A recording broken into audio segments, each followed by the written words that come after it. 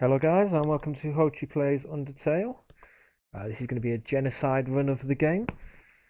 Before we get started though, just want to put up a spoiler warning.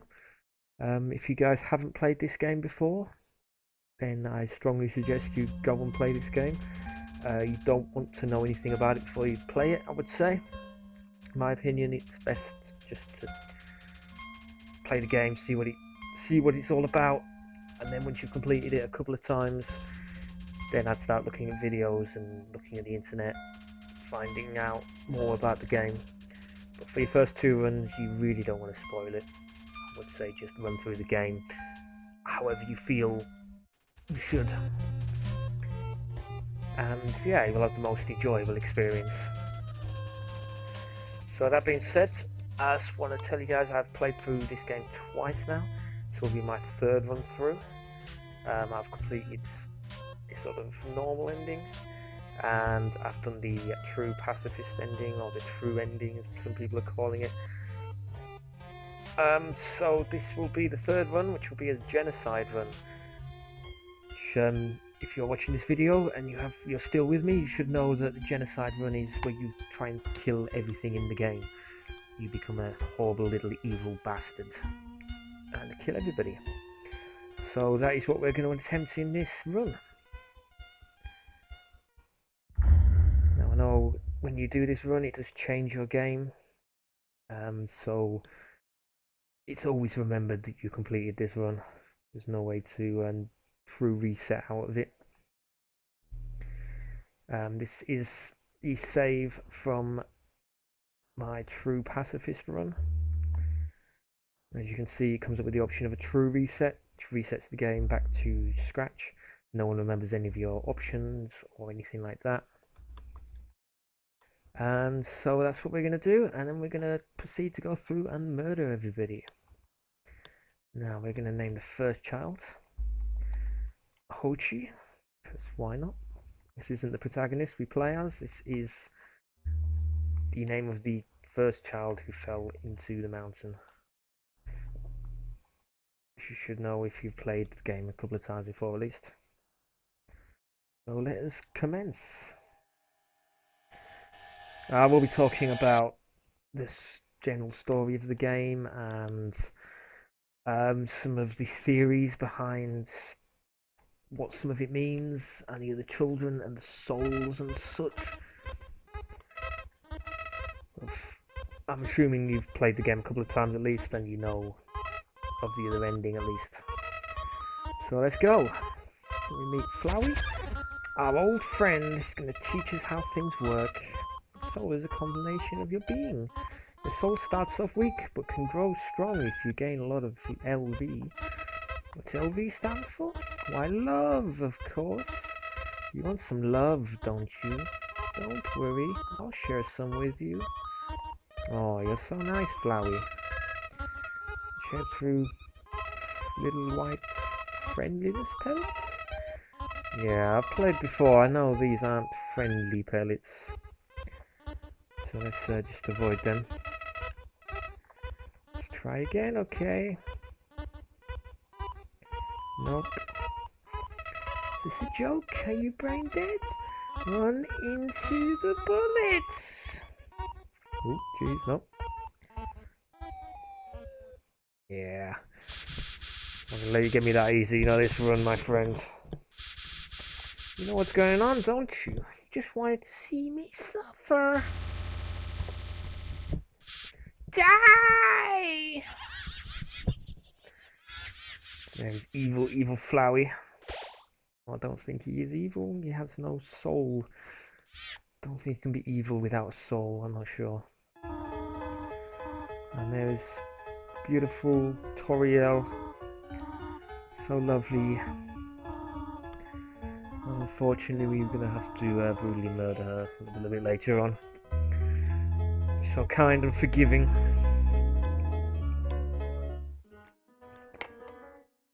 Oh, sorry, that's my phone going off. Okay, sorry about that, guys. I'm back. So we're just going to skip through all of this, because I've seen it quite a few times now. Just explains about the puzzles and how we need to get through the puzzles.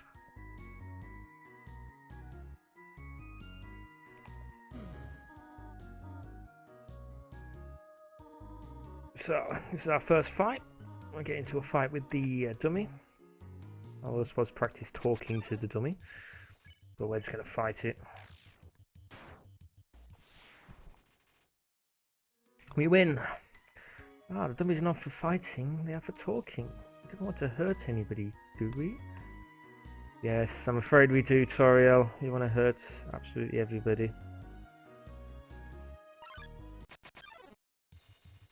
First frog it. If you just leave this, he will come and shoo it away, but we're going to kill it and increase our love. So yeah, we're just going to skip through these puzzles, and then you're going to try and kill everything in the ruins. You do have to sort of farm, to run around until you get all the encounters and kill all the monsters and they stop coming. But for now, we're just going to run till we get through the end. Get the end, well, through the start of the ruins at least.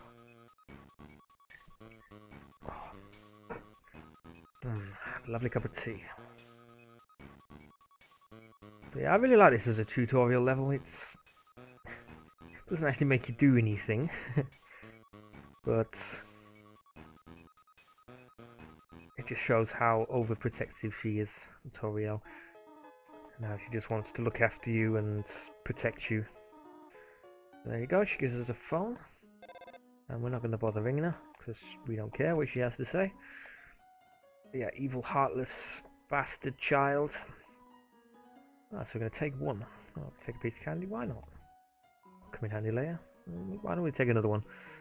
Took more candy. How disgusting. Let's take a third. Take another piece of candy. You feel like the scum of the earth. And take another one. Took too much too fast. The candy spills onto the floor. Haha. First act of defiance. To take too much candy. So I've seen these puzzles a fair few times now. I know exactly how they work. Oh, the pie choice doesn't really matter either.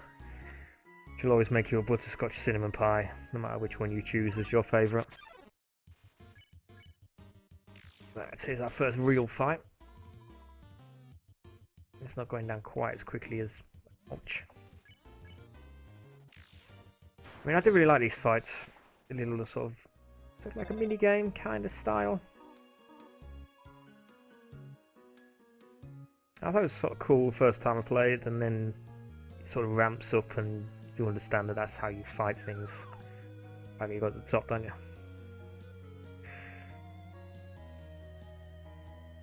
Yeah, very clever sort of spin on RPGs and the way you'd fight in those. I mean, we still have the classic option of fight and item. And of course we've got Mercy on the other side if we were trying to be nice. Trying to perform the true pacifist run. But we've already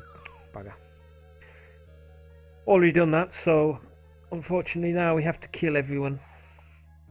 And I've got a feeling the game's going to make us feel kind of bad about doing this. As I said, it does change the ending of the game, and there's no way to change that once it's done. I mean, even if you get another true pacifist ending at the end, try a true reset, the game will still remember that you went through and you killed everybody once. I believe that's only one small thing at the end that you can't reset. It is a nice touch.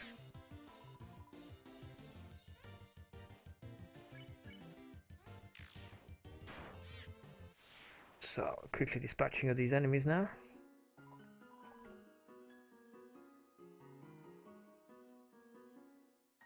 I do like the mouse and the cheese as well. Now if you get the true pacifist run, you can come back, you can get back into the ruins, and the mouse does one day come out of the hole and take a bit of cheese. So this is the first sort of main character, Napster Blook. Now I've tried to kill him before, and you can't kill him. He just sort of gives up. Well, doesn't give up. He says, "You can't kill a ghost. I'm already dead," and then flies away. So I assume he comes back later on. He is in the main story quite a bit. And he's also got to his house and such. I'm not sure if we'll be allowed into his house on this run. I will give it a go. Like I said, we just can't kill him. Just plugging along.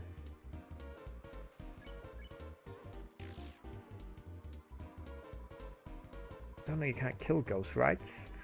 They're sort of incorporeal and all.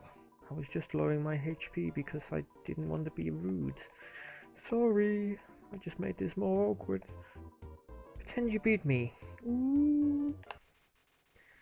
And we do lose one experience point from that. Now you got the spider bake sale down there, but I'm not going to be nice and give spiders money. And there's an ant-sized frog in his crack, and he waves at you. This is the fourth frog. There should be another frog here, but because I've been skipping dialogue, and he hates that, he hasn't turned up. So apparently the fourth frog, the one that hides in the hole in the wall, will change the colour the enemies turn when you can mercy them. Change them from yellow to pink or to maybe blue, I think. Ooh, Jesus, not doing great. But you might need all four frogs in the room to be able to do that, I'm not sure. And she tells us about not picking absolutely everything up, but we're pretty good for now.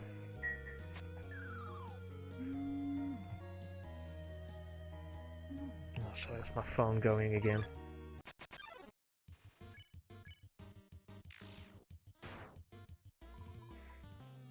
So we are going to kill these.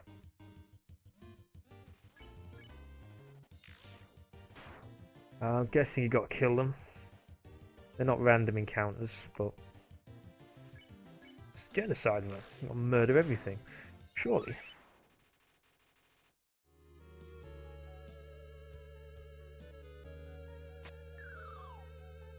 So we're going to go into these rooms, and here we find the faded ribbon, which is an item from the first child.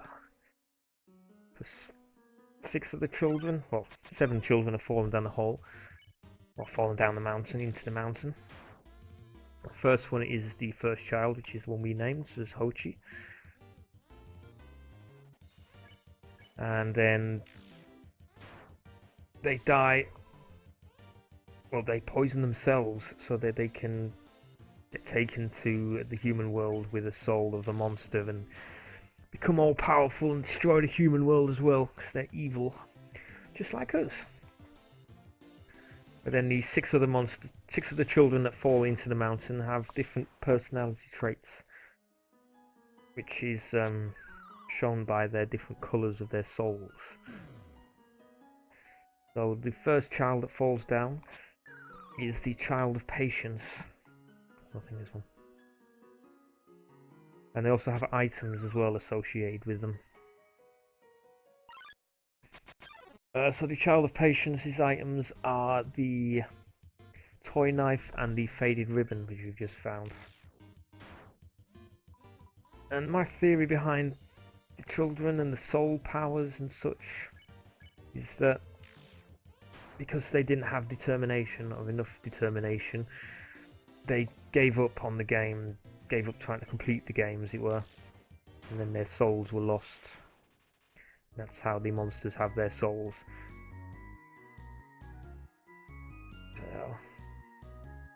So I think the first child gives up in the first room, where Toriel asks you to wait, and being a child of patience, it just waits there. That's the blue switch, not the red switch. Yeah, sorry, the child just waits there patiently for Toriel to return, and she doesn't, because that's not the game. It's the red switch. It's not how the game works. You have to disobey her and solve the puzzles on your own. But I think that's how the first child sort of gives up. Yes. And their souls are also sort of used as attacks as well. This one. So the patient soul attack is the one where you have to not move. The light blue attacks is ones where you don't move through them. So that kind of makes sense. Patient child just waits for the attack to pass it by. And the other 6 souls are also associated with other items in the game you find or you can buy. And they are also associated with other attacks. So we find Toriel. She heals us up, asks if we're hurt.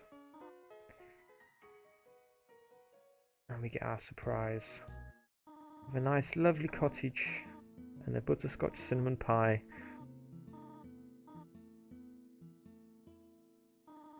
And our room, of course. Don't touch me. I'll kill you later. It's just going to be awkward. But yeah, you can turn the light off in this room, make it nice and dark. Changes the music slightly, so we'll have a little sleep. And we'll do this so we can find the butterscotch cinnamon pie, which we will use later on in the game. I mean, it's a pretty good item. Shouldn't really need it this soon, I would hope, at least. We've got all that monster candy still. She talks about she wants to be a teacher. Just going to skip all this. Just say we want to go home.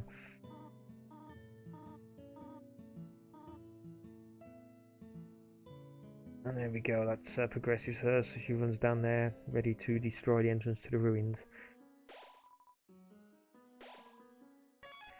But as we're on a genocide run, we still need to go back and kill all the enemies in the ruins. Which is what we're going to do.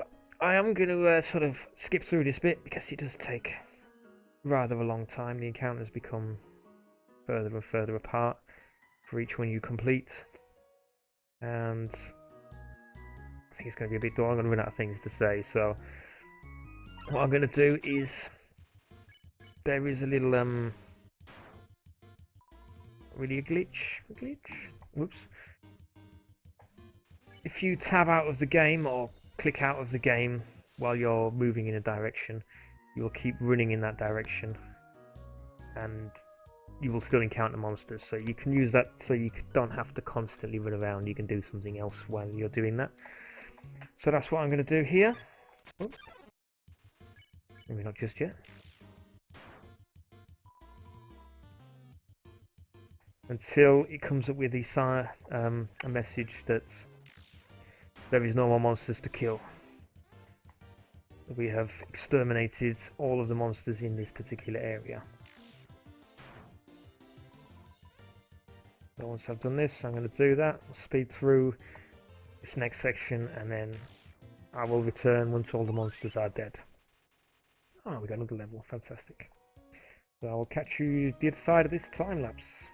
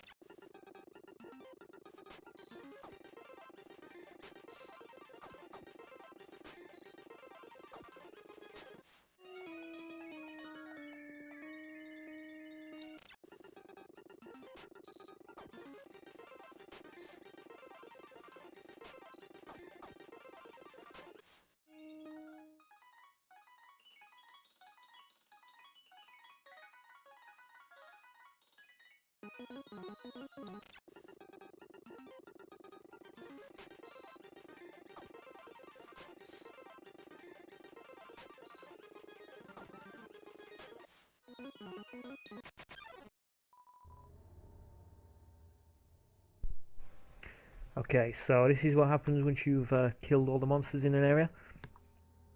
Comes up, but nobody came.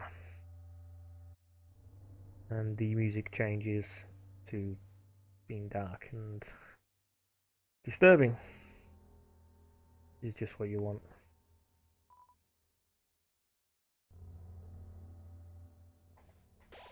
Right. I want to say points just changed to determination. Right, so let's continue with the game. Now that everybody is dead in this area.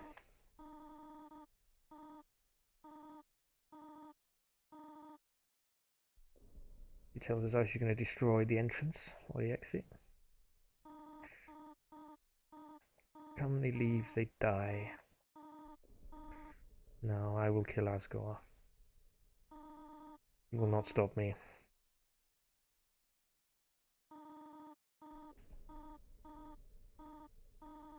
So let's fight Toriel. First sort of major boss fight in the game. Wow. You really hate me that much? Now I see who I was protecting by keeping you here. Not you, but them. Ah. Wow. But that fight usually lasts a little bit longer. And yeah. Well, she's right, she was protecting them. I will have to go on a genocidal murder spree and kill everyone in the rest of the underworld as well. But for now, I think we're going to call an end to this episode. I just want to say thank you very much for watching, guys. I just want to thank everyone who's liked and commented and subscribed to my channel, and you guys are great. Really makes me feel like doing these videos. If you have enjoyed this video, please give it a thumbs up, give it a like, and that will help other people to find the videos. And I will catch you guys next time when we continue on the Genocide run.